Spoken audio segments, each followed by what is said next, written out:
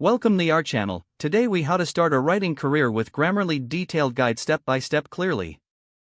Start by assessing your writing interests and goals. Identify the genre or type of writing that excites you the most. Consider whether you want to pursue fiction, nonfiction, blogging, or content writing. Create a dedicated writing space that inspires creativity and minimizes distractions. Set specific writing goals, such as daily word counts or completing pieces within a set time frame. Familiarize yourself with Grammarly and its range of features. Download and install Grammarly if you haven't already. Sign up for a free Grammarly account to access basic features.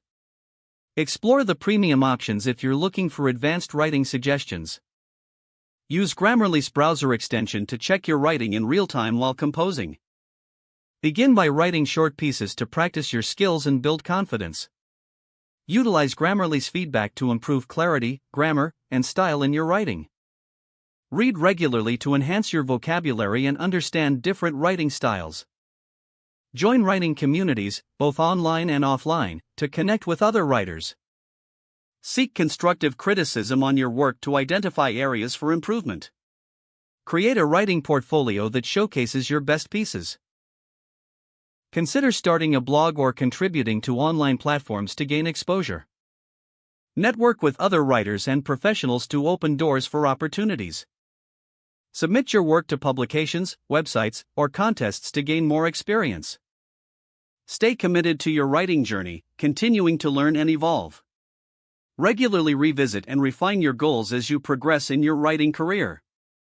Keep using Grammarly to maintain a professional standard in your work. If the page does not load, refresh the browser or try again in a private or incognito window. Make sure you are using the correct email address, then retype it carefully to avoid small typos.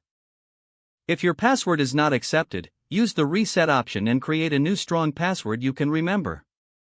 Check your spam folder for verification or security emails, then complete any requested confirmation steps.